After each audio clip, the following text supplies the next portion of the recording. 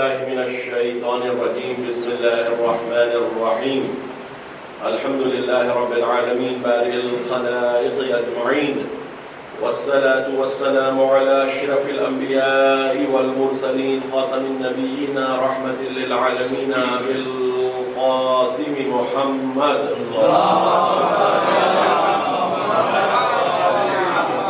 وعلى أهل بيته الطيبين الطاهرين المعصومين المظلومين، لا سيما بقية الله في الأرضين.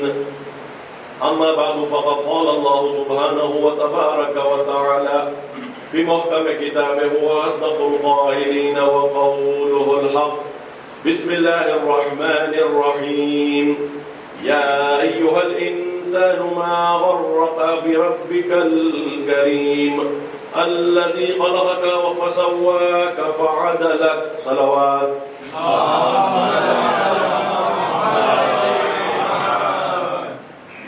سورہ انفطار کی آیتیں 6، 7، 8 ارشاد ہو رہا ہے، اے انسان، تمام انسانوں سے گفتگو ہے، اے انسان تجھے کس چیز نے اپنے مہربان رب کے تعلق سے دھوکے میں ڈال دیا؟ یعنی اللہ جب سوال کرتا ہے تو تعجب اس انسان کو ہوتا ہے کہ جو جانتا نہیں، جو سب کچھ جانتا ہے اور سوال کرتا ہے، تو وہ اس کے لیے ہوتا ہے کہ جس سے سوال کیا جا رہا ہے۔ اگر انسان کسی کے بارے میں سوال کرے تو وہ نہیں جانتا کوئی چیز اور سوال کر سکتا ہے کہ بھئی یہ بات کیوں ہو رہی ہے، جواب ملے یا نہ ملے، لیکن اللہ تو سب کچھ جانتا ہے، دل کے احوال سے آشنا ہے۔ یعلم السر وما اخفی کہتا ہے، وہ تو چھپی ہوئی چیز اور اس سے زیادہ خفی چیز کو بھی جانتا ہے۔ انسان کے دل کو کون سی چیز وسوسہ کرتی ہے وہ جانتا ہے۔ یہ سب قرآن کی آیت ہے۔ اب وہ قرآن کی آیت میں تعجب کے لیے یہ کہہ رہا ہے کہ کس چیز نے اے انسان تجھے اپنے مہربان رب کے تعلق سے دھوکے میں، غرور میں ڈال دیا۔ مطلب یہ ہے کہ انسان کے ذہن کو ہلایا جا رہا ہے۔ کون سا مہربان رب؟ الذی خلقک فسواک فعدلک، اس رب کے بارے میں کہ جس نے تجھے خلق کیا، تجھے سنوارا اور تیری طبیعت میں ایک توازن بخشا، تجھ میں ایک سیدھائی اور کجی کو سمجھنے کی صلاحیت رکھی، اس کے بعد پھر تو اپنے اس مہربان رب سے کیوں غافل ہو رہا ہے؟ کس چیز نے دھوکہ دے دیا؟ یعنی خالق کے تعلق سے تو دھوکہ ہونا نہیں چاہیے تھا۔ پھر ایسا خالق کہ جو ہم کو ایک بہترین شکل میں بنایا، احسن تقویم میں بنایا، دوسری آیتوں کے مطابق اگر دیکھا جائے، اس کے بعد ہماری طبیعت میں ایک قسم کا عدل ایجاد کیا، توازن ایجاد کیا، میجر ایجاد کیا، ہم میں ایک اپرائٹنس ایجاد کی۔ چور کے گھر میں بھی چوری ہوتی ہے تو اسے برا معلوم ہوتا ہے، چوری کرتے وقت برا معلوم ہو یا نہ ہو، لیکن گھر میں چوری ہو جائے تو اسے برا معلوم ہوتا ہے کہ یہ چوری تو نہیں ہونی چاہیے تھی۔ یہ کون سی چیز اس کی بول رہی ہے؟ عدالت، میں نے تجھ میں یہ توازن ایجاد کیا۔ تو وہ توازن اپنے فائدے کے لیے توڑ دیتا ہے، لیکن تجھ میں وہ توازن میرا دیا ہوا ہے۔ تو جب تیری ہر چیز میری، تو پھر مجھ سے کیوں یہ غفلت؟ مجھ سے کیوں یہ غفلت؟ آیتوں کو ہم آگے اور اگر دیکھتے جائیں، مختلف سوروں کے آیتوں کو ہم دیکھتے ہیں، کلا ان الانسان لیطغی ان رآہ استغنی، یقیناً انسان طغیان کر بیٹھتا ہے جب اپنے آپ میں اس کو یہ محسوس ہوتا ہے کہ میں مستغنی ہوں، مجھے کسی اور کی حاجت نہیں ہے۔ کسی اور کی حاجت نہیں ہے، وجود میں آ گیا، وجود میں صورت شکل سب سنوار دی گئی، کھڑے ہو کر چلتا ہے، خود بیلنس دو پیروں پر کر کر چلنا ایک بہت ہی مشکل چیز کا نام ہے۔ بندر کو بھی اگر آپ دیکھیں گے وہ زیادہ دور تک دو پیروں پر نہیں چلتا، اور جب چلتا ہے تو ایسا دکھتا ہے کہ کب گرے گا نہیں معلوم، اور انسان ان دو پیروں کے اوپر چلتا بھی ہے، دوڑتا بھی ہے۔ اب اس کو اپنی توانائی سمجھ میں آنے لگی، اور اس کے بعد دیکھا کہ میرا دماغ تو اور بھی قابل ہے، میں تو کیا کیا سمجھ لیتا ہوں، میں کیا کیا جان لیتا ہوں، مجھ میں طاقت کتنی ہے، میں جانوروں پر سوار ہو جاتا ہوں، ان کا اپنا تابع بنا لیتا ہوں، میں دھاتوں کو پگھلا دیتا ہوں، ان کو اپنی مرضی کے حساب سے ڈھال لیتا ہوں۔ یہ سب خوبیاں جب اپنے میں دیکھنے لگا اور اپنے آپ کو مستغنی پایا کہ اب مجھے کسی اور کی ضرورت نہیں ہے، اس بچے مانند جسے ابتدا چلنا آ گیا ہے، اب آپ اس کو پکڑنے کی کوشش کیجئے، اسے بہت برا معلوم ہوتا ہے۔ 8-10 مہینے کے لیٹے رہنے اور بڑی مشکل سے پلٹنے، بڑی مشکل سے رینگنے کے بعد کھڑے ہوئے اور اب چلنے لگے ہیں، اور ہم کو روکا جا رہا ہے، چاہے وہ گر کیوں نہ جائے، اس کو نہیں پتا کہ اگر اور آگے گر جائے گا تو ہو سکتا ہے گر جائے، لیکن اب اس کو ہلکے ہلکے سمجھ آ رہا ہے کہ اب مجھے اور ہینڈ ہولڈنگ کی ضرورت نہیں ہے۔ بچہ ہے ٹھیک ہے، لیکن جہاں ہم آتے ہیں اگر ہم اپنی ابتدا کی طرف توجہ نہیں کرتے ہیں تو ہماری بھی حالت اس بچے مانند ہو جاتی ہے۔ ذہن کی طاقت سے اپنی حرکت کو اینالائز نہیں کر سکتا بچہ، ذہن کی طاقت سے اپنے چلنے کو اینالائز نہیں کر سکتا کہ اگر اسی طریقے سے آگے چلوں گا تو گر جاؤں گا۔ اس کو وہ چلنا اتنا پسند آنے لگتا ہے کہ وہ اس میں گم ہو جاتا ہے۔ وہ جو چلنا ہے وہ اس کو ایک احساس استغنا دے دیتا ہے، ایک احساس اطمینان دے دیتا ہے۔ لگ بھگ وہی کیفیت ہماری ہو جاتی ہے اللہ کے سامنے، کہ جہاں پر ہم اپنی ابتدا کو عقل سے اینالائز نہیں کرتے، قرآن آ کر ہم کو اپنی ابتدا کی طرف لے جاتا ہے کہ عقل کے ذریعے سے تم اگر اینالائز کرو تو یہ تمہاری جو خوبیاں ہیں وہ پوری پلان کر کر دی گئی ہیں، اور اس میں کوئی ہم نے کمی نہیں رکھی۔ ہم نے اپنے آپ کو احسن الخالقین کہا ہے اور تمہیں اس شکل میں بنایا ہے تاکہ ہم تمہیں اعلیٰ علیین تک لے جائیں، بلند سے بلند تر مقام کے لیے لے جائیں۔ اب دیکھو، اگر تم ہماری خلقت کو مد نظر رکھتے ہوئے اپنے آپ کو دیکھو گے تو تمہیں اعلیٰ منزلیں نظر آئیں گی۔ تم اپنے ہی آپ کو دیکھو، اللہ یہ نہیں کہہ رہا ہے کہ تم اپنے آپ سے غافل ہو جاؤ، وہ تو عذاب کی شکل میں ہے۔ لا تکونوا کالذین نسوا اللہ فانساهم انفسهم، کہ تم ان جیسے نہ ہونا کہ جنہوں نے اللہ کو بھلا دیا اور اللہ نے ان کو اپنے آپ سے غافل کر دیا۔ میں تم اپنے آپ سے غافل ہونے سے بچانا چاہتا ہوں، کیونکہ تم اپنے قدرت کو، اپنی صلاحیت کو ہمارے آئینے میں دیکھ لیں، اپنی عقل کے آئینے میں دیکھ لیں تو تمہیں تمہارے وہ اعلیٰ مراتب نظر آنے لگیں، اور جب تمہیں اپنے اعلیٰ مراتب نظر آنے لگیں گے، وہ ہائی لیول کے ڈیسٹینیشن جس کے لیے تم بنائے گئے ہو وہ تمہیں نظر آنے لگے گا، تب تم اپنی اس توانائی کو کیسے یوز کرنا ہے جان لو گے۔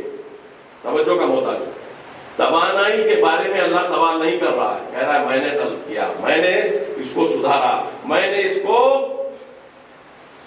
سوا کا فعدلک، میں نے اس کو سوی بنایا، برابر بنایا، میں نے اس میں عدالت والی، توازن والی کیفیت ایجاد کی۔ اس کے تعلق سے اللہ گفتگو ہی نہیں کر رہا ہے، کہہ رہا ہے میں تمہیں اس لیے بتلا رہا ہوں کہ اگر اب تم اپنے ریویو کے لیے بیٹھ جاؤ نا تو تم کو خود سمجھ میں آئے گا کہ جو میں تمہیں اشارہ کر رہا ہوں وہ تمہاری بلندیوں کے لیے کر رہا ہوں، کیونکہ جب میں تمہارے بارے میں عدالت کا کہہ رہا ہوں کہ تمہیں متوازن بنایا ہوں، تمہیں اپرائٹ بنایا ہوں، میں اچھائی کی تصدیق کرنے کی صلاحیت پوری کی پوری ہے.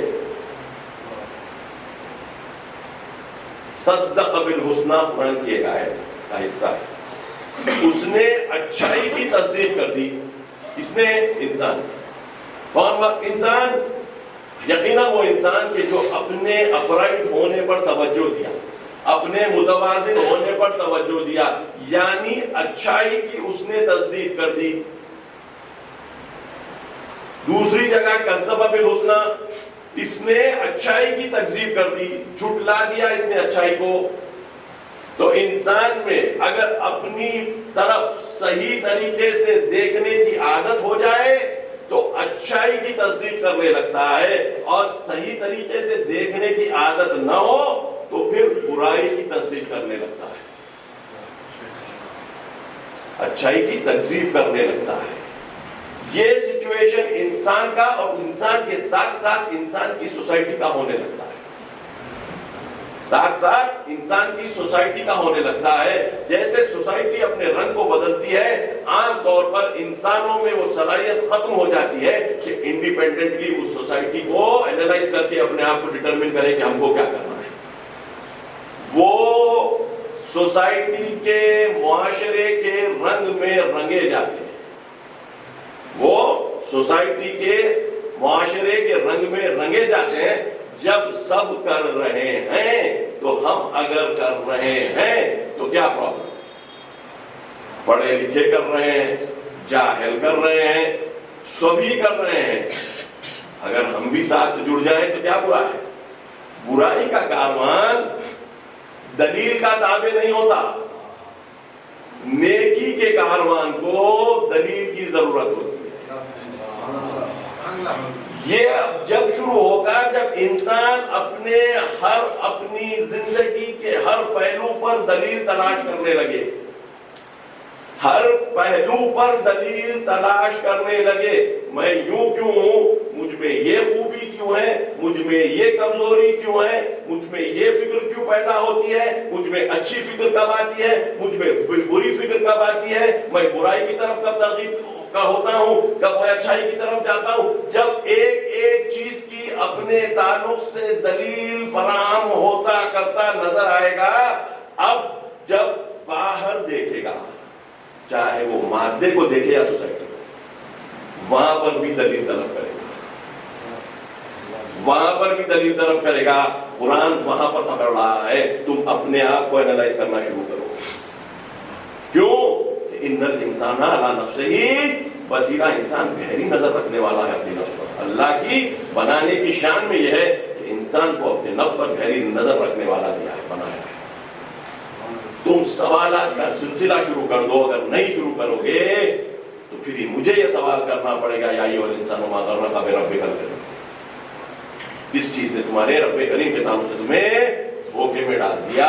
تو دیکھنا ہم کو یہ ہے کہ اگر ہم یہ راستے پر نہیں چلیں گے تو سوسائٹی کا راستہ ہم کو کہاں لے جائے گا. میں نہیں کہتا کہ سوسائٹی بری ہے, میں فقط یہ کہہ رہا ہوں جو سوسائٹی میں ہو رہا ہے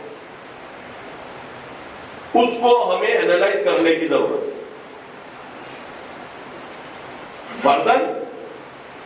فردی طور پر, انڈیویجولی, اور بعنوان ایک گروہ کے, کلیکٹیولی. اگر ہم یہ کرنا شروع کریں گے تو ہم سوسائٹی میں رائے ان چیزوں کو قبول کر لیں گے جس کے لیے دلیل موجود ہے, اور جس کے لیے دلیل موجود نہیں ہے یا کمزور دلیل ہے تو ہم اس دلیل کو رد کریں گے یا وہی کام کے لیے کوئی بہتر دلیل ڈھونڈیں گے. توجہ کم ہوتا ہے. یا تو وہ کمزور دلیل کو ہم رد کر دیں گے, یا وہ کمزور دلیل ہے تو وہی کام کرنے کے لیے ہم بہتر دلیل ڈھونڈیں گے. برا نہیں, سوسائٹی ایک کام کر رہی ہے, کمزور بنیادوں پر کر رہی ہے, وہی بنیادوں کو آپ دیکھتے ہیں یہ دلیل محکم نہیں ہے, آپ نے اس سے بہتر دلیل لائی وہی کام کرنے کے لیے. پاسبل. سوسائٹی ایک بنیاد پر عدالت برپا کر رہی ہے, آپ نے دیکھا کہ یہ بنیاد انسان کی کرامت ہے, انسان کو عزت بخشنا چاہیے, مگر اگر یہ عزت بخشنا انسان کو, ہر انسان کے ذہن میں آ جائے تو یہ بات کوئی پرابلم ہی نہیں ہے. انسان بہت ہی بلند چیز ہے. ہیومنزم جس کو ہم کہتے ہیں کہ بھائی اللہ کا نام ہی نشانی نہیں, انسان کو بلند سمجھ لو بس ہے, کافی ہے, تم اس کے خلاف برائی نہیں کرو گے. بات صحیح ہے اپنی جگہ پر, مگر جب آپ اس کو غور سے دیکھتے ہیں آپ کو احساس ہوتا ہے کہ کبھی کبھی انسان میں وہ انسان کی بلندی کو سمجھنے اور ریٹین کرنے میں دو الگ الگ کنڈیشنز طاری ہوتے ہیں. سمجھنے کی حد تک ایک مقولہ ہے, ایک آئیڈیا ہے, انسان بہت اچھی چیز ہے, بہت اعلیٰ چیز ہے, ہیومن رائٹس بہت صحیح ہے, انسان کو آزادی بہت صحیح ہے. لیکن جب امپلیمنٹیشن پہ آتا ہے تو اپنے اغراض و مقاصد سے ٹکراؤ شروع ہوتا ہے.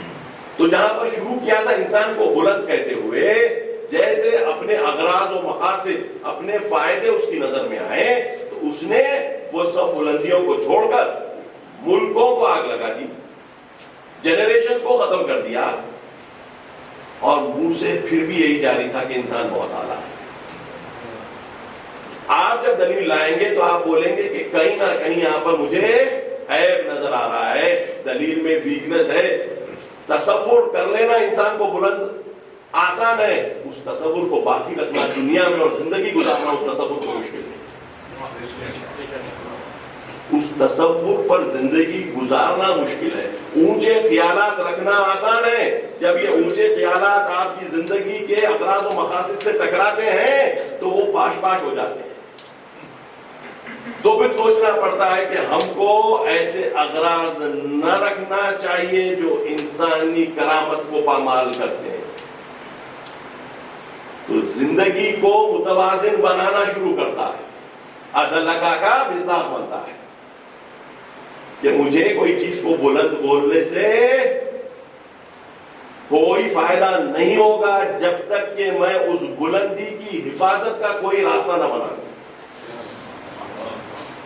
لوگ اچھائی کو قبول کرتے ہیں, اچھائی پر رہنا ایک مشکل چیز کا ہے.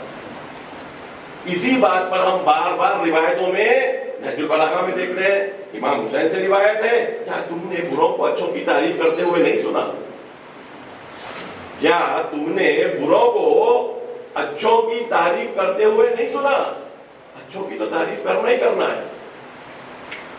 پھر بروں کو اچھوں کی اگر تعریف کرنا ہے تو اچھے کیوں نہیں ہو جاتے؟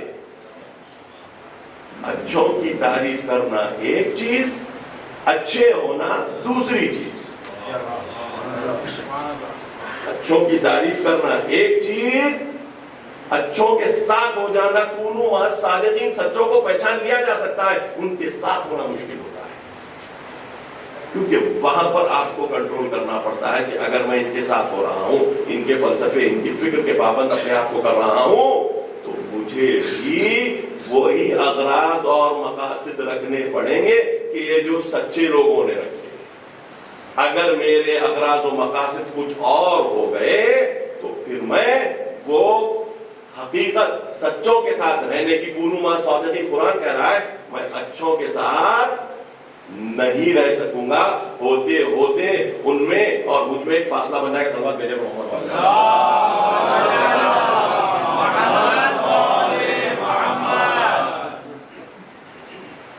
آیت قرآن ہے جہاں پر اللہ کہہ رہا ہے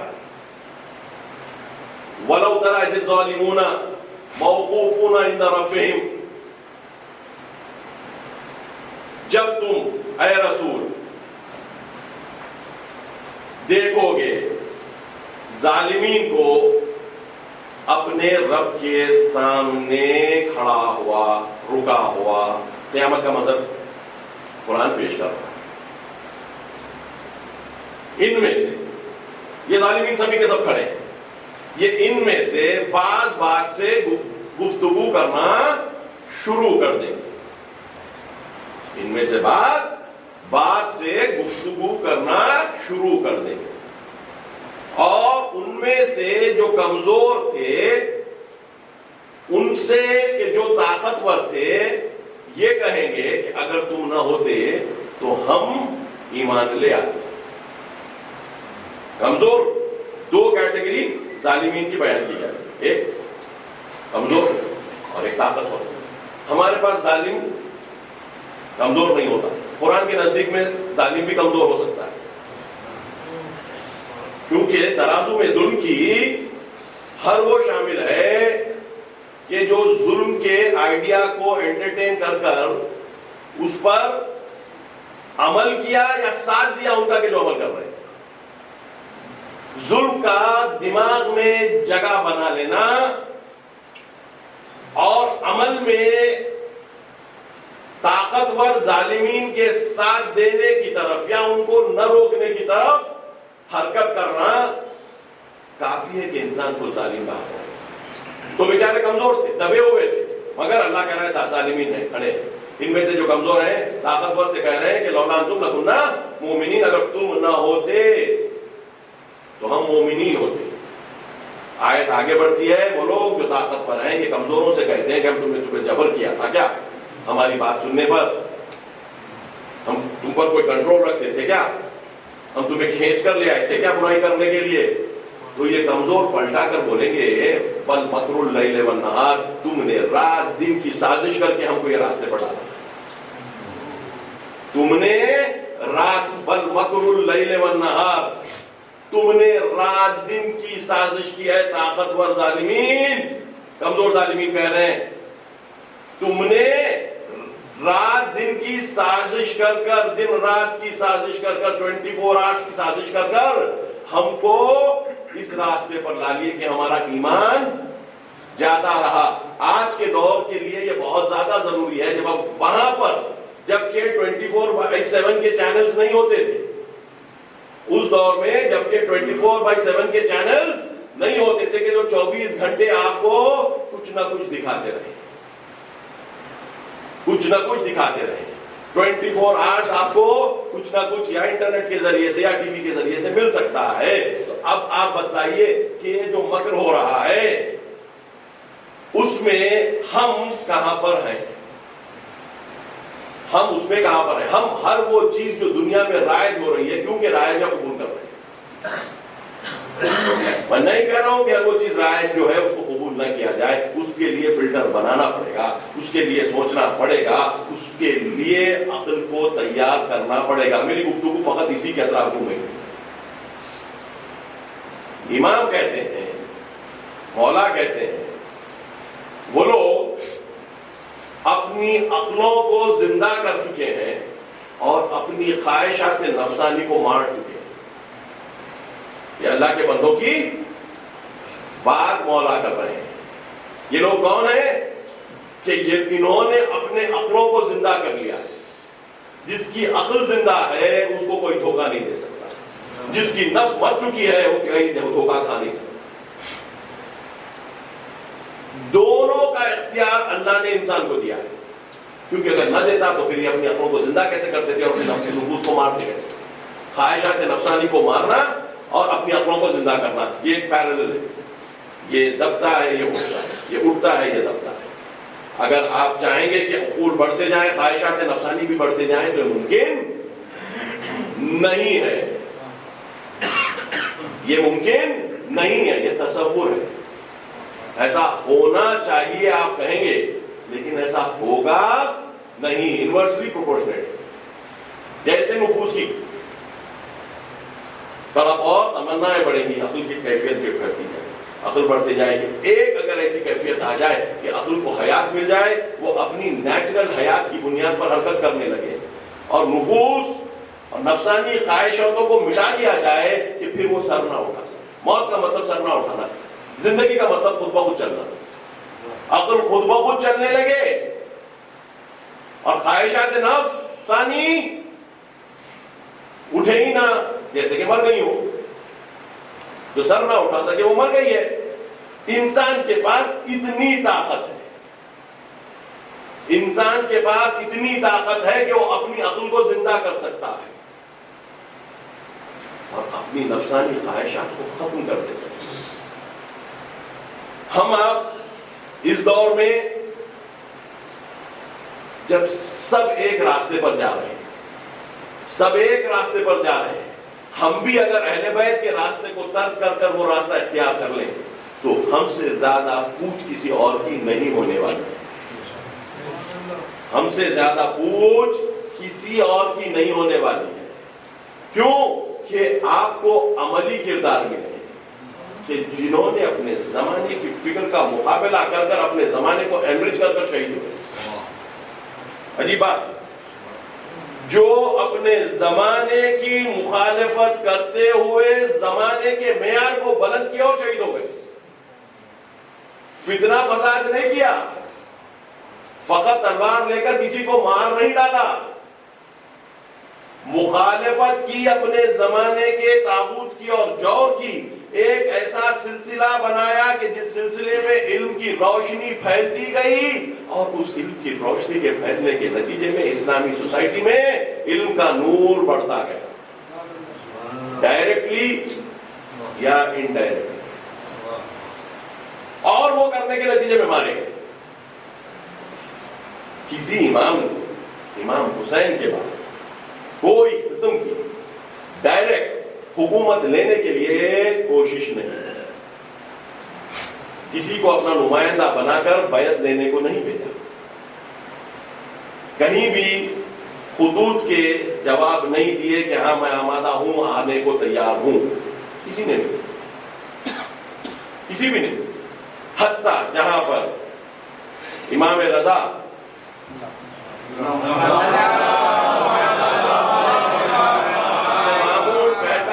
خلیفہ بن جاؤ، آپ کا حق ہے، تو کہتے ہیں کہ اگر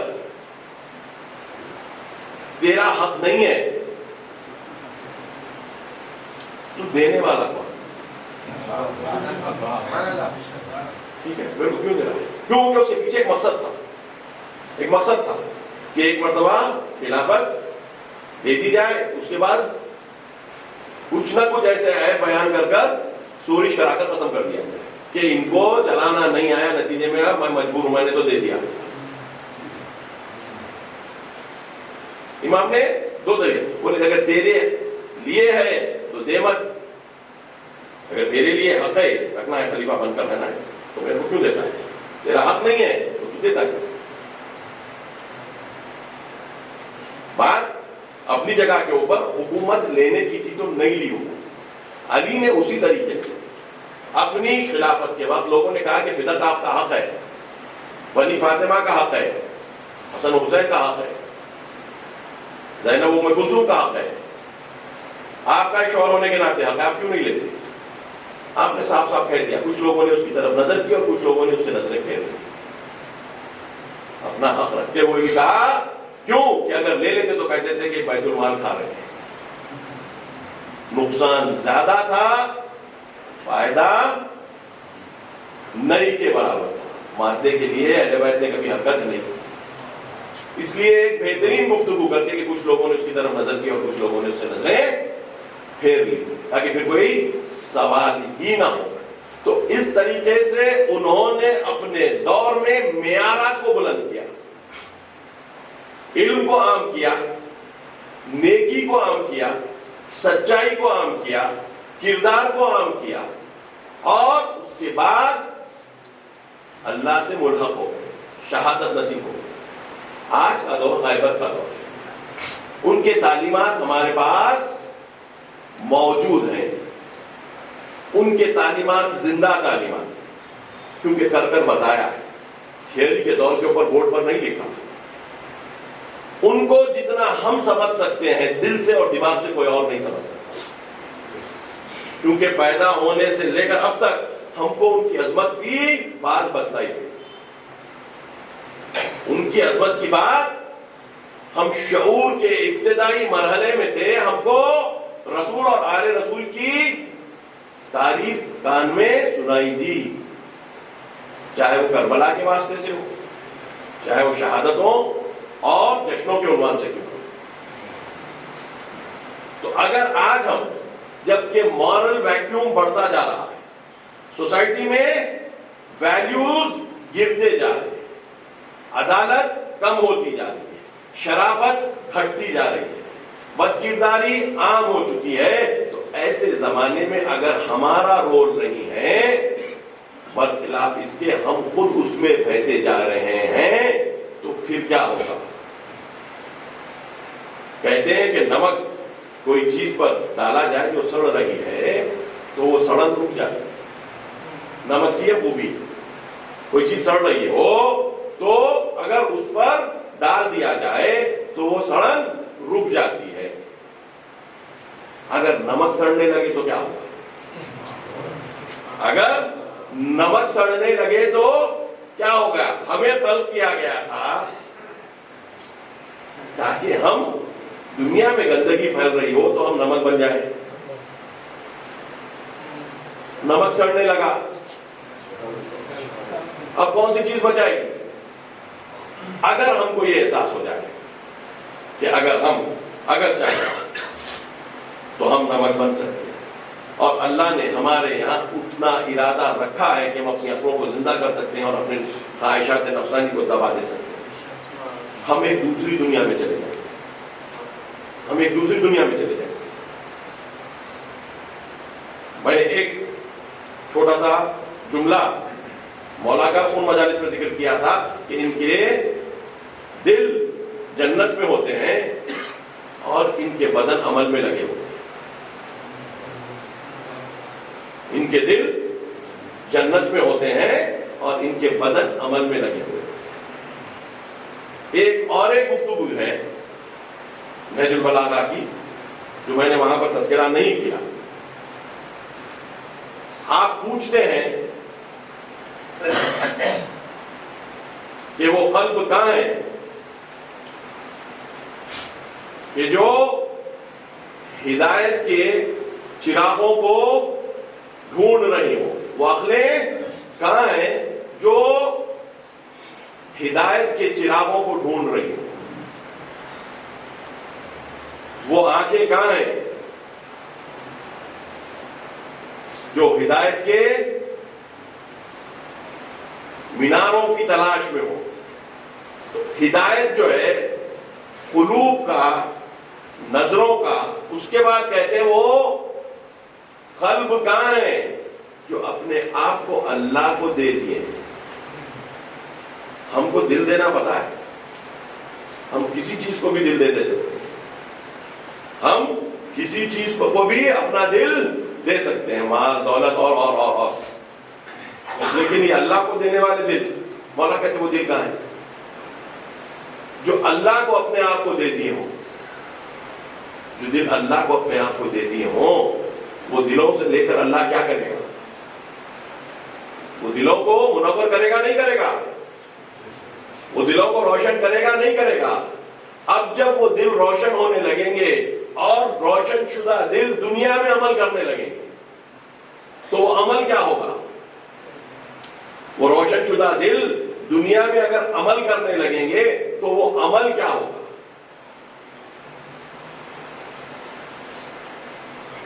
کیا ہوگا؟ ایک الگ ہی قسم کا عمل ہے۔ وہ والا عمل نہیں ہوگا جو عام لوگ دنیا میں ڈوب کر کرتے ہیں، یہ اللہ میں ڈوب کر کرنے والوں کا عمل ہوگا۔ یہ عمل کے لیے ہم کو آمادہ کیا جا رہا ہے، ہم مائنورٹی ہیں، ہمارے لیے روٹی کمانا بھی مشکل سے مشکل تر ہوتا جا رہا ہے۔ جو دھندے کاروبار میں ہے، جو نوکریوں میں، سب کو پتا ہے کہ زندگی تنگ ہو رہی ہے، اقتصادی طور پر ہم کو ٹارگٹ کیا جا رہا ہے، کوئی شک نہیں ہے اس پہ۔ آنکھ موچ لیں کچھ نظر نہیں آئے گا، آنکھیں کھولیں تو نظر آئے گا۔ نتیجے میں اب جب ہم کام کے لیے بیٹھیں گے تو وہ لیول پر کام کریں کہ کوئی سامنے والا کمپٹیشن کی سوچ نہ سکے، کمپٹیشن کی سوچ نہ سکے۔ اتنا حوصلہ رکھ کر کام کرنا پڑے گا، انڈیویجولی بھی اور کلیکٹیولی۔ فردی طور پہ ہر چیز حل نہیں ہوتی، انڈیویجولی بھی اور کلیکٹیولی۔ کہاں پر کس چیز کو کس طریقے سے کیا جا سکتا ہے یہ تصور کرنا کہ اس کو بہتر کیسا کرنا چاہیے، وہ ہمارا آپ کا کام ہے۔ اور وہ کام کو اللہ آسان کرنے کا قرآن میں وعدہ کیا ہے۔ جو اچھائی کرنا چاہتے ہیں ان کے لیے اچھائی کو آسان کر دیتے ہیں، اور جو برائی کرنا چاہتے ہیں ان کو برائی آسان کر دیتے ہیں۔ یہ کیا ہو گیا؟ تو اچھائی کرنا چاہیے یا برائی؟ تو یہ بھی کر دیتا ہوں وہ بھی کرتا ہوں. چلو آسانی چاہیے نا تم کو, برائی کے واسطے بھی آسانی کر دیتا ہوں, اچھائی کے واسطے بھی آسانی کر دیتا ہوں. مگر اچھائی کی جو آسانی وہ آپ کے اطراف پوری دنیا کو منور کر دے گی, آپ کے گھر کو منور کر دے گی, آپ کے محلے کو منور کر دے گی, آپ کی بیوی بچوں کو منور کر دے گی. کیوں کہ اس میں اللہ کا نور ساتھ ہے, کیونکہ آپ نے حرکت ہی نہیں کی تھی مگر اللہ کے ہو کر کی تھی. تو یہ اللہ کا نور نہ آپ کو چھوڑے گا, کیونکہ آپ نے اپنے دل کو اللہ کے حوالے کیا, جس نے اس نور کو رنگ بھر دیا, اس میں نور عطا کر دیا. اب جب یہ ہوگا تو ایک بیلنس سٹارٹ ہو جائے گا, جو آپ کی طبیعت کے بیلنس سے سوسائٹی میں منتقل ہونا شروع ہوگا. آپ نے اپنے آپ کو پہلے اللہ نے متوازن بنایا, اس متوازن بیسس پر آپ نے اس کو اپنی زندگی کی کوششوں سے اور تجربوں سے اور دلیلوں سے استوار کیا. اللہ نے فاؤنڈیشن ڈالا, اس فاؤنڈیشن میں آپ نے ایک اسٹرانگ اسٹرکچر تیار کر دیا اپنی عقل اور صلاحیت کی بیسس پہ جو اللہ نے دیا. وہ اسٹرکچر کو آپ نے اپنی زندگی کے اوپر اپنایا اور اپنی فیملی, سوسائٹی, نیبرہڈ, ہر جگہ پر پھیلانا شروع کیا. آپ حجت ہو گئے دوسروں پر, اور آپ وہ حجت ہونے کے ناطے اس اللہ کی آیت کے مصداق ہو گئے, کنتم خیر امت اخرجت للناس, تم بہترین امت ہو جو لوگوں کے لیے لائی گئی. کوئی آ کر نہ بول سکے کہ ہم ان سے بہتر کر سکتے, کیونکہ نہیں کر سکتے. تم اچھائی کی طرف بلاتے ہو اور برائی سے روکتے ہو, اور اللہ پر ایمان رکھتے ہو. اس طریقے کی بات ہو رہی ہے. یہ اچھائی کی طلب, دوڑ, اپنے آپ کو اچھائی کی طرف والہانہ طور پر ڈال دینا, کیونکہ ہر اچھائی کے پیچھے اللہ ہے. اور برائی اور اچھائی عادت کی بات ہے. ہم نے اگر اچھائی کی عادت کر لی تو ہم سے برائی بڑی مشکل سے ہوگی, اتنی مشکل سے ہوگی کہ اس کی لذت ختم ہو جائے گی حدیثوں میں. اور خدا نہ خواستہ اگر ہم نے برائیوں کی عادت کر لی تو اچھائی بڑی مشکل ہو جائے گی. اس زاویے سے, اس اینگل سے آپ قرآن کا مطالعہ کریں. بات روز روشن کی طرح جو ہے, روز روشن کی طرح واضح ہو جائے گی کہ اللہ لے جانا کہاں چاہ رہا ہے اور کن بنیادوں پر انسان کو حرکت دینا چاہتا ہے. رزق کی بات ہوتی ہے, اللہ رزق کے تعلق سے کہہ رہا ہے وَمَن يَتَّقِ اللَّهَ يَجْعَل لَّهُ مَخْرَجًا وَيَرْزُقْهُ مِنْ حَيْثُ لَا يَحْتَسِبُ وَمَن يَتَوَكَّلْ عَلَى اللَّهِ فَهُوَ حَسْبُهُ إِنَّ اللَّهَ بَالِغُ أَمْرِهِ قَدْ جَعَلَ اللَّهُ لِكُلِّ شَيْءٍ قَدْرًا. سورہ طلاق کی دوسری اور تیسری آیت کہ جس نے تقوی اختیار کر لیا, ہم نے اس کے لیے راستہ نکال دیا اور اس کو ایسی جگہ سے رزق دے دیا کہ اس نے گمان نہیں کیا. تم اللہ کی پرواہ کرنے لگے تو اللہ نے تمہاری پرواہ کرنی شروع کر دی, تمہارے لیے راستہ نکال دیا, تمہارے لیے راستہ نکال دیا اور تمہیں ایسی جگہ سے رزق دیا کہ جو تم نے جس کا گمان بھی نہیں کیا. اور جس نے اللہ پر توکل کیا وَمَن يَتَوَكَّلْ عَلَى اللَّهِ فَهُوَ حَسْبُهُ, جس نے اللہ پر توکل کر لیا اللہ اس کے لیے کافی ہے. قرآن کی اور آیت ہے جہاں اللہ کہتا أَلَيْسَ اللَّهُ كَافٍ عَبْدَهُ, کیا اللہ اپنے بندے کے لیے کافی نہیں ہے؟ ارے وہ بندہ کہ جس کو لکڑی کا سہارا کبھی سہارا بن جاتا ہے, بغیر اس کے نہیں چل سکتا, اللہ بول رہا میں سہارا بنتا ہوں اور نہیں لینا چاہ رہا ہے. یعنی اللہ کی ایک عصائے پیری کی بھی حیثیت نہیں رہی. اللہ کی سہارا تو ایک عصائے پیری کا لے ہی لیتا ہے نا بڑھاپے میں. اللہ کہہ رہا میں سہارا بن جاتا ہوں. وَمَن يَتَوَكَّلْ عَلَى اللَّهِ فَهُوَ حَسْبُهُ, اللہ ان کے لیے کہ جو توکل کرتے ہیں اس کے اوپر کافی ہے. آیت آگے جا کے کیا کرے, اللہ اپنے ارادے کو پا لیتا ہے. کوئی آدمی سوچے کہ اللہ کا میں نے تقوی اختیار کیا, ہو سکتا ہے کہ اللہ مجھے میرا راستہ نہ نکالے, ہو سکتا ہے میرے لیے راستہ نہ نکالے, ہو سکتا ہے مجھے ایسی جگہ سے رزق نہ دے کہ جو میں نے گمان بھی نہ کیا.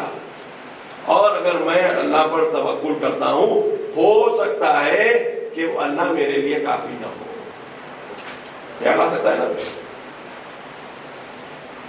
ہم کو تو آ سکتا ہے. ہم ہر چیز دنیا میں دیکھتے ہیں نا, ہر چیز اللہ میں دیکھنا چاہیے, حتیٰ دنیا کو بھی. دنیا اللہ میں ہے, ہم کو اللہ میں نظر نہیں آتی, اس لیے کہ ہم اپنے آپ کو اللہ میں نہیں دیکھتے, آئینے میں دیکھتے. سلوات بھیجے محمد.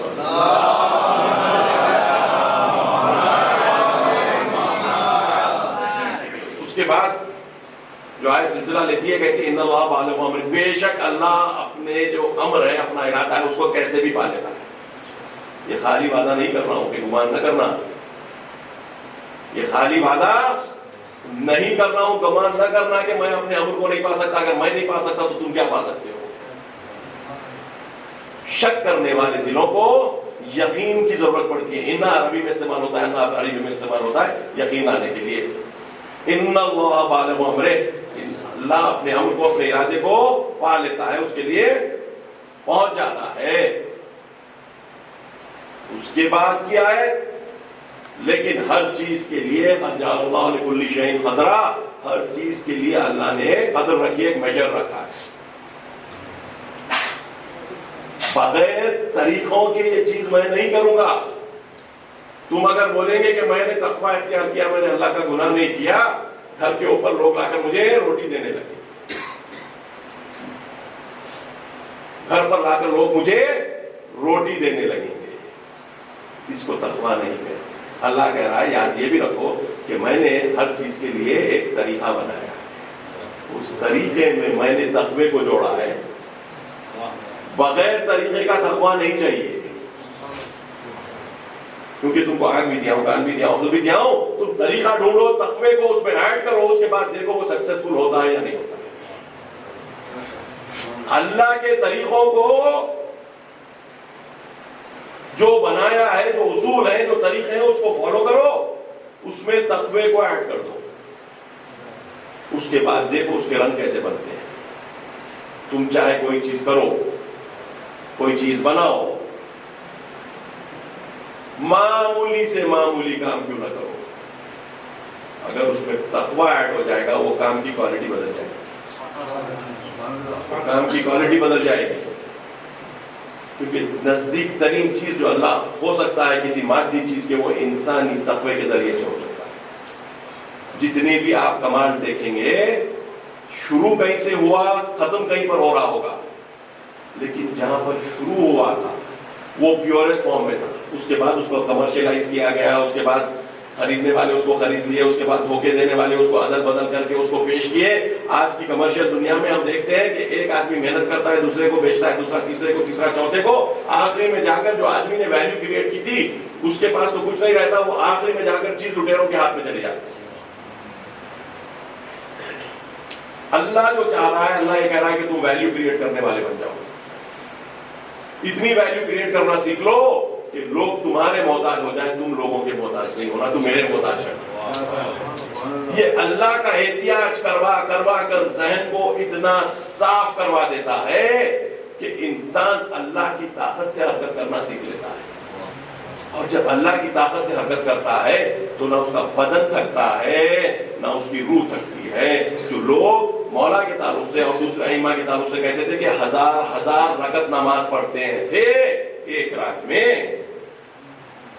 کوشش کریں, کوئی ہمت ہو 100 200 300 کی بھی تو مشکل ہو جائے گا. وہ ہزار اس لیے پڑھتے تھے کہ مچھلی جیسے ہو گئے تھے, جتنی دیر بھی پانی میں رہ تھکتی نہیں ہے.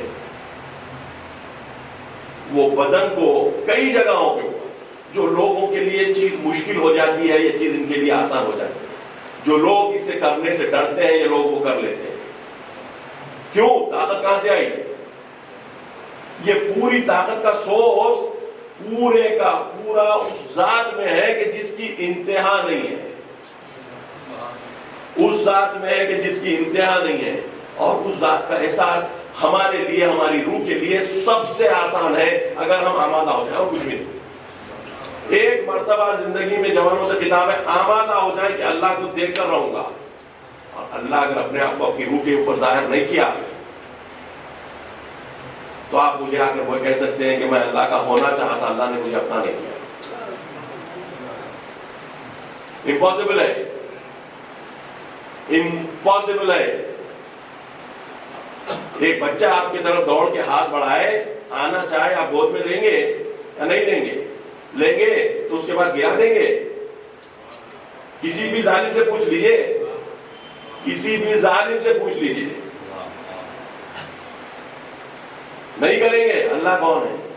رحمان ہے، رحیم ہے۔ آپ اس کی طرف یقین کے ساتھ حرکت کریں، ہاتھ پھیلائیں، وہ آپ کو گود نہیں دے گا، آپ کو اٹھا نہیں لے گا۔ ہم کو وہ گود دکھنا چاہیے، وہ ہاتھ نظر آنے چاہیے۔ ہماری روح میں وہ صلاحیت ہے کہ اللہ کے ہاتھ ہمیں نظر آئے، اللہ کا گود ہمیں نظر آئے۔ یہ ہم اپنے آپ کو جو چھوٹا کر لیتے ہیں اس لیے کرتے ہیں کہ ہم دنیا کے طریقے سے اللہ کو دیکھتے ہیں۔ اللہ کے بتلائے ہوئے طریقے سے اللہ کو دیکھنا ہے، دنیا کے بنائے ہوئے طریقے سے اللہ کو دیکھنا کوئی فائدہ نہیں دیتا۔ ہم مادی چیزوں کو دیکھتے ہیں نا، ویسے اللہ کو دیکھنا چاہتے ہیں۔ ہم بالکل 180 ڈگریز اپوزٹ طریقے سے اللہ کو دیکھنا چاہیے۔ پورے مادے کو ایک طرف کر کر اللہ کو دیکھو۔ مادہ کم حقیقت نظر آئے گا، اللہ بڑی حقیقت نظر آئے گا۔ مادہ اللہ کے سائے کے مانند دکھے گا، حقیقت وہ ہے، یہ مجاز ہے، یہ سایہ ہے۔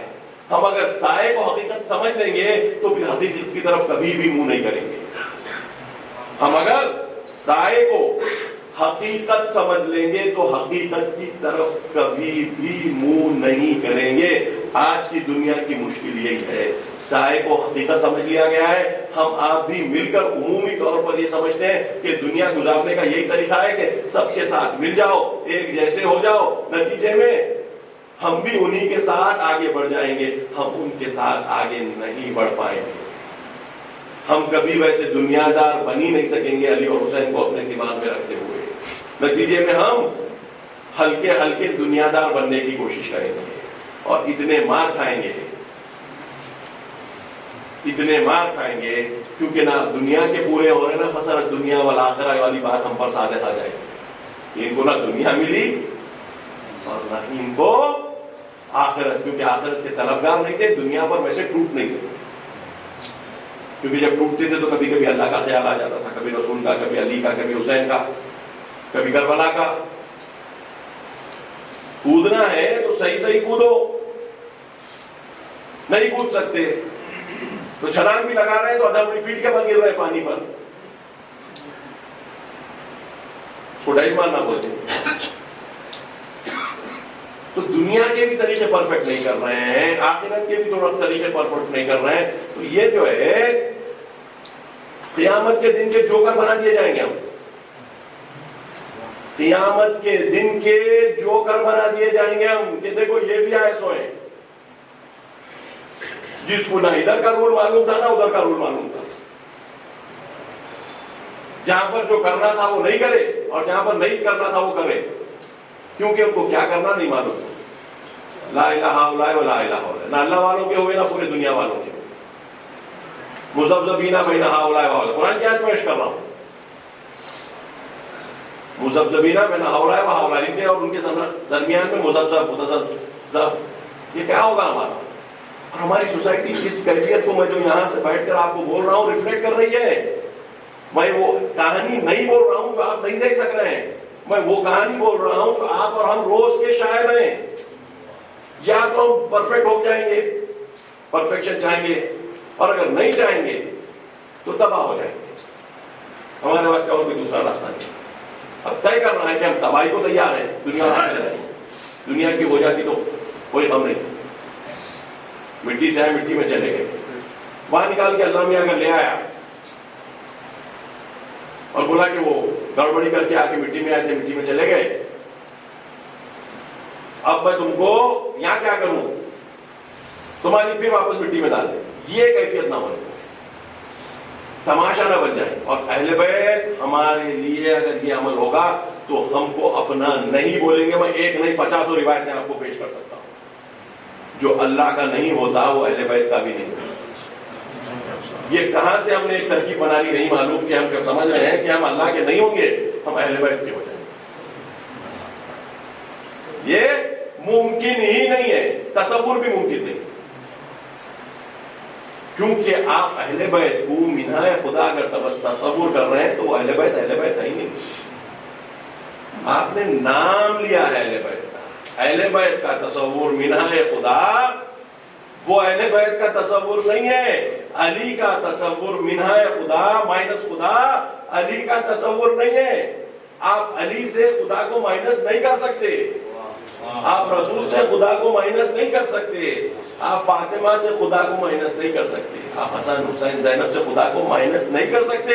ان کی ہستیوں میں خدا اس حد تک رنگ میں رنگ چکا ہے کہ ان کو اگر ہم خدا کے بغیر دیکھیں تو یہ نظر آنے والے نہیں ہیں. ان کو ہم مجبور ہیں خدا کے نور میں دیکھنے کے لیے. ہم اپنے نور سے ان کو نہیں دیکھ سکتے. ان کے کردار کو ان کے مقصد کو اللہ روشن کرتا ہے, ہم روشن نہیں کر سکتے. یہ ہماری مشکل ہے. یہ ستم ظریفی ہے. ہم چوز نہیں کر سکتے. ہم ان کے نام ضرور لے سکتے ہیں. نام کے گننے کے لیے کوئی چیز کی معرفت کی ضرورت نہیں. اب کئی نام آپ کے سامنے روز آتے ہیں جو آپ لوگوں کو پہچانتے بھی ہوں گے, لیکن اتنا ہی جانتے ہیں کہ بھئی آدمی کا یہ نام. اہل بیت کی بھی ہماری پہچان, رسول کی بھی ہماری پہچان نام بن جائے گی. اور نام میں بغیر ارتباط کے تاثیر نہیں ہوتی. اللہ کا بھی نام بغیر ارتباط کے خدا کے دیا جائے تو اللہ قرآن میں اس کی لعنت کرتا ہے. ویل للمصلین اس لیے کہا جاتا ہے. صلاۃ میں کیا کرتا ہے آدمی؟ اللہ کا کتنی مرتبہ نہیں نام لیتا ہے, اللہ کا کتنی مرتبہ نہیں نام لیتا, مگر اسی نام لینے والے کو اللہ لعنت کر رہا ہے. کیوں؟ یہ اپنی نماز کے تعلق سے غفلت میں ہے. یہ اپنی نماز کے تعلق سے غفلت میں. ویل للمصلین الذین هم عن صلاتهم ساہون الذین هم یراؤون, وہ لوگ جو دکھاوا کرتے ہیں. مشکل یہاں پر ہے. اب سوال یہ ہوتا ہے, اور ایک آیت اس کے بعد آپ کی زحمت تمام.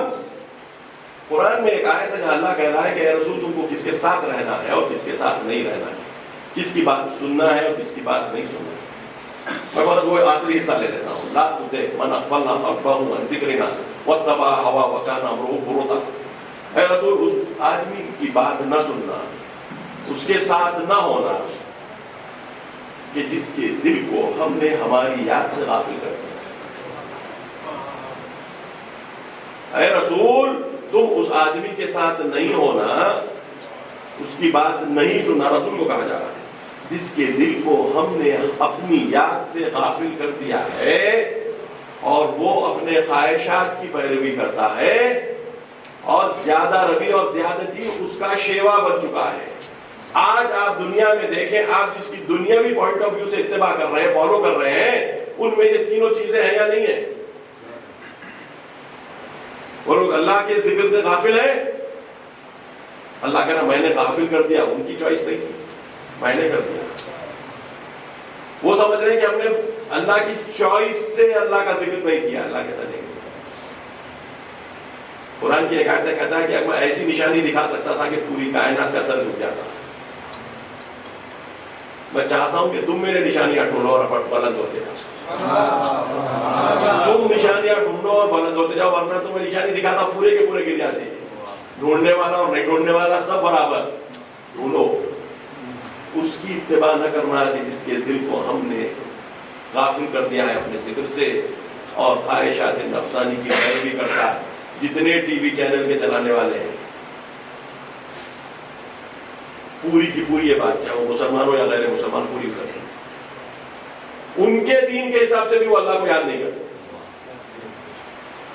ان کے دین کے حساب سے بھی وہ اللہ کو یاد نہیں کرتے. خواہشات نفسانی کی پیروی کرتے ہیں اور زیادہ روی کرتے ہیں,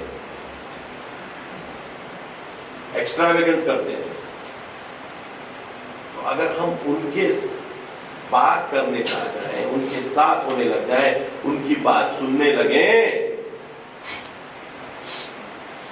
بہت مشکل ہو جائے. ہم اپنی زندگی ختم کر دیں گے. آگے چل کے ہماری جو اولاد آنے والی ہے وہ ان کے رنگ میں ہم سے زیادہ رنگے جائیں گے, کیونکہ انہوں نے تو پہلا کوٹ ہم پر چڑھایا ہے. ہماری اولاد پر دوسرا اور تیسرا کوٹ چڑھے گا, گہرا ہو جائے گا. زنانہ بھی ہمارا وہی لائنز پر سوچنے لگے گا, کیونکہ جو چیزیں دکھتی ہیں ان کو زیادہ سمجھ میں آتی ہے بنسبت ہماری جو ایڈورٹائزمنٹس ہیں، اور انہی کو ٹارگٹ کیا جا رہا ہے. جو فیشن پروڈکٹس ہیں انہی کو ٹارگٹ کیا جا رہا ہے. ہم جب قربانی کا بکرا خریدنے جاتے ہیں تو ظاہر چیزیں دیکھتے ہیں، سینگ برابر ہو، سائز جتنی ہم چاہ رہے ہیں قیمت کے حساب سے اتنی ہو جائے، کوئی عیب نہ ہو. اس کی روحی کیفیت کو بھی کوئی دیکھتا ہے کیا کہ بھئی اس میں شریف بکرا کون سا ہے ذرا بتلا دو، نیک بکرا کون سا ہے بتلا دو، ایسا بکرا کہ جو زیادہ گڑبڑ نہیں کرتا، شرمیلا ہے. قربانی کر رہے ہو کیا کر رہے ہو؟ ہم نے بھی انسانوں کو ایسے ہی پرکھنے شروع کیا، ہم نے بھی انسانوں کو ایسے ہی پرکھنا شروع کر دیا. کیسا ہے اندرونی کیفیت؟ ہاں بھائی لگ بھگ سب کی برابر ہے. کیوں کہ کوئی کوشش ہی نہیں کر رہا ہے. جب کوئی کوشش ہی نہیں کر رہا ہے تو سب لگ بھگ، تو روحی حساب سے بکرے ہو گئے. تو اب سلیکشن میں کیا ہوگا؟ خالی وہ چیز دیکھی جائے گی کہ جو ظاہر ہے. آپ بتلا دیجئے کون سا گھر فقط ظاہری چیزوں کے اوپر سے خوش رہ سکتا ہے؟ انسان کا باطن جہاں پر ٹھیک نہیں ہوگا وہاں پر خوشی آنے والی کسی گھر میں نہیں ہے. کسی گھر میں خوشی انسان کے ظاہر سے نہیں آتی، انسان کے باطن سے آتی ہے.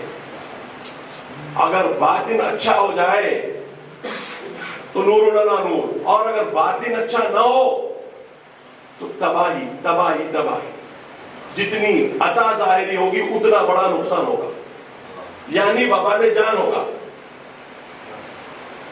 ظاہری چیزیں اگر روحی کمال کے ساتھ نہ ہو یہ وبال جان بن جاتی ہیں. سوسائٹیز کو دیکھیے جو تباہی مچی ہمارے پاس نوابین کے یہاں، ان کی قدرت چلی گئی، اس کا سبب ہی ہے کہ باطنی پاکیزگی کو اہمیت نہیں دی گئی، ظاہری چمک کو اہمیت دی گئی. ظاہری چمک کا مطلب دنیا کو دیکھنا، باطنی پاکیزگی کا مطلب اللہ کو دیکھنا. اور جب جب یہ ہوتا ہے تب الٹ جاتا ہے. تم سمجھتے ہو کہ تم ایسا کرو گے ہم تمہاری جگہ کسی اور کو لا دیں گے. ہمارے لیے یہ مشکل نہیں ہے، ایک نے کئی قرآن کے آئے تھے. اب ہم یہ مرحلے پر ٹھہرے. کربلا ہمارے سامنے ہے. کربلا ہم کو بہت سی چیزیں سمجھاتی ہے. کربلا ہم کو یہ بھی سمجھاتی ہے کہ اللہ کے لیے کامیاب ہونے کے لیے جینا فقط کوئی شرط نہیں ہوتی، مر بھی سکتے ہیں اور کامیاب ہو سکتے ہیں. کربلا کو یہ سکھاتی ہے. کربلا کو یہ سکھاتی ہے کہ کچھ جگہیں ایسی آتی ہیں کہ جہاں پر کمپرومائز نہیں کیا جا سکتا. رسول نے مکے میں کمپرومائز نہیں کیا، توحید کی گفتگو کی ایک خدا کی، جبکہ وہاں پر 365 خدا تھے. بار بار کہا گیا کمپرومائز پہ آ جاؤ، کیونکہ وہاں کمپرومائز کی گنجائش نہیں. صلح حدیبیہ کی رسول نے، وہاں گنجائش نہیں. کہاں پر صلح ہونی چاہیے اور کہاں پر جہاد ہونا چاہیے، قرآن میں اور حدیث میں اس کی بہت زیادہ تفصیل ہے. ہدنہ یا محادنہ کہا جاتا ہے عربی میں ان ایشوز کو، ان جگہوں کو جہاں کے اوپر آپ کمپرومائز کر سکتے ہیں، پیس کی طرف نیگوشیشن کر سکتے ہیں. اور اس کے علاوہ آپ کو پھر تو کچھ ایسی جگہیں امام حسن نے صلح کیا، اس جگہ پہ صلح بہترین تھی. ان حالات میں علی کو صلح پر مجبور کیا گیا، امام نے صلح کی، مجبور کیا گیا. یزید کے ہاتھ پر بیعت کرنا رسول کے مکے کے مشرکین سے مکے میں رہتے ہوئے اگریمنٹ کرنے کے برابر تھا. یعنی جو اساس تھی توحید کی وہ کمپرومائز ہو جاتی تھی. اجتماعی دین کی، توحید کی اجتماعی اساس، اجتماعی بیسس اگر امام حسین بیعت کر لیتے تو ختم ہو جاتا. سوشل لیول پر توحید کا امپلیمنٹیشن زیرو ہو جاتا تھا اور یہ سمجھا جانے لگتا تھا کہ رسول کا نواسا میراثی خلافت کو قبول کر چکا ہے. یزید پہلا ایسا فرد تھا جو میراث کی بنیاد پر خلافت پر آ رہا تھا، جس کی بیعت لے جا چکی تھی. بیٹا ہونے کے ناطے خلافت پر بیٹھ رہا تھا. خود اپنی کوالٹیز کے بعد بلبوتے پر نہیں، اس میں تھی بھی نہیں، اس میں تو تھی بھی نہیں. اگر یہ کام ہو جاتا تو اسلام کو خدا حافظ کرنا. اور مولا فرماتے ہیں, امام حسین فرماتے ہیں علی الاسلام میں, خزانہ اپنے ساتھیوں کا اور بچوں کا اور بھائیوں کا جمع کیا, وہ فقط اللہ کے نام پر لٹانے کے لیے کیا. یہ جو خزانہ تھا, یہ کرداروں کا, یہ افکار کا, یہ نیکیوں کا, جو اصحاب اور اولاد بھائی یہ سب مل کر بنے تھے. یہ پورے گنجینے کو حسین نے کربلا میں فقط اور فقط سوسائٹی میں اللہ کا نام جیسا چاہیے ویسا رائج ہو جائے, نام کو اللہ کا نام نہ رہے, اس کی بلندی کے مطابق رہے, اس کی بلندی کے مطابق رہے, ہماری سمجھ کے مطابق نہ رہے.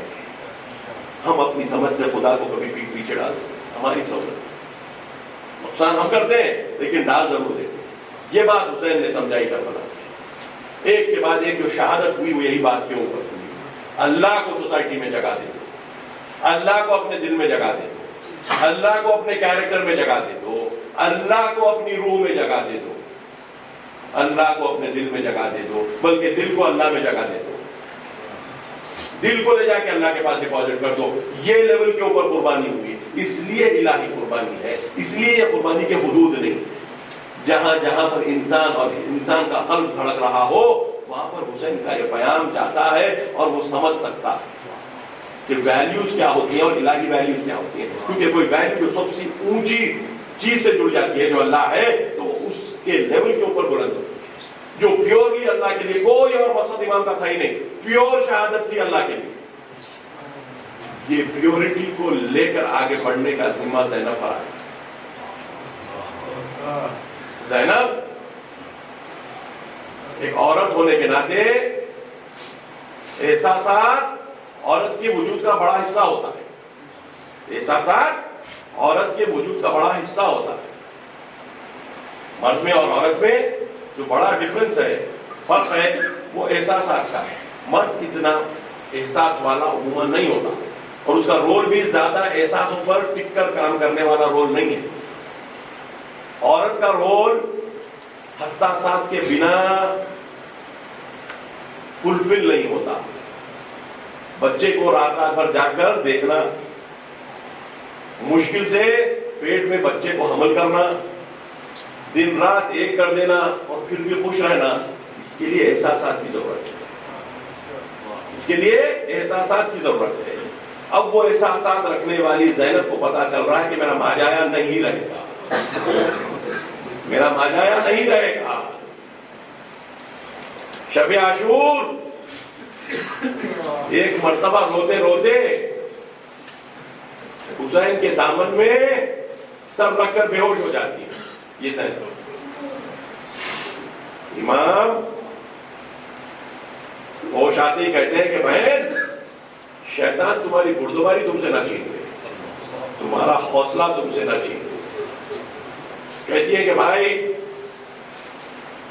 سب کے سب گئے, نانا, ماں, باپ, حسن, لیکن جب جب کوئی گیا کوئی اور تھا, لیکن آپ جا رہے ہیں زینب کو کوئی سہارا.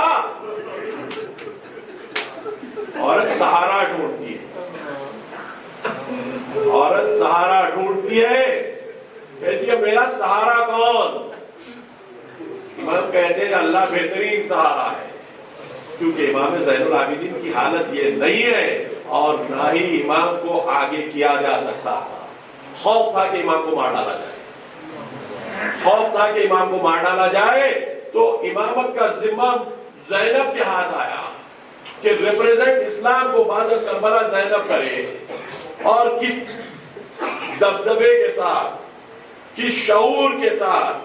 کبھی کبھی جناب زینب کا کردار ہمارے پاس منبر سے صحیح طور پر پیش نہیں کیا جاتا. جیسے شام غریب آئی, زینب نے سب کو اکٹھا کیا, جلے ہوئے قوموں سے جن کو نکال سکتی تھی نکالی. حتیٰ ہم کو ملتا ہے تاریخ میں زین العابدین کو سنبھال کر اپنے وزن لے کر اپنی پیٹھ پر باہر لے آئی. یہ وہ زینب. کوفے میں اسیروں کو لے جایا جا رہا ہے, آل رسول کے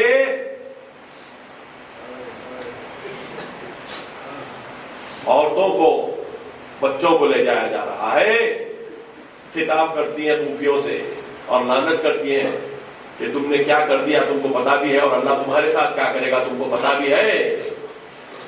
ابن زیاد کے دربار میں جانے کے بعد اطراف بیویاں گھیرے ہوئی ہوتی ہیں جناب زینب کو، اس طریقے سے داخل ہوتی ہیں، اس طریقے کی روب کے ساتھ کہ پوچھنا پڑتا ہے ابن زیاد کو، من حاضر متکبرہ یا متنکرہ، یہ کون تکبر کر رہی عورت ہے، یہ کون خاطر میں نہیں لانے والی عورت ہے کہ جو مجھے خاطر میں نہیں لا رہی ہے. جس کے دربار میں جا رہی ہے زینب، سلام تو دور کی بات، علیک تو دور کی بات، اپنے کردار سے پیش کر رہی ہے، کہہ رہی ہے کہ تم لوگ ظالمین ہو اور خدا کی لعنت ہے تم پر. کوئی کہتا ہے کہ یہ بنت علی ہے، یہ زینب بنت علی ہے، تو کہتا ہے کہ دیکھا تم نے اللہ نے ہم کو کیسے کامیابی دی اور تمہیں کیسے ذلیل کیا اور تمہاری جھوٹ کو کیسے آشکار کر دیا. یہ گفتگو زینب سے کر رہا ہے کہ دیکھو خدا نے کیسے ہم کو کامیابی دے دی، تم کو ذلیل کیا اور تمہاری جھوٹ کو آشکار کر دیا. یعنی کیونکہ تم اسیر بنا کے لائے گئے ہو، اس کا مطلب یہ کہ خدا ہمارے ساتھ. جواب زینب کا دیکھنے کے لائق ہے، علی کی بیٹی کا جواب دیکھنے کے لائق ہے. کہتے ہیں جھوٹ تو فاسق بولتا ہے،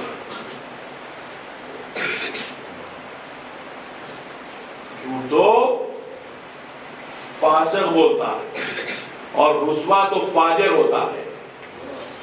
جھوٹ تو فاسق بولتا ہے اور رسوا تو فاجر ہوتا ہے. الحمدللہ ہم میں سے کسی کے پاس یہ صفت نہیں ہے، کسی اور کی یہ صفت ہے.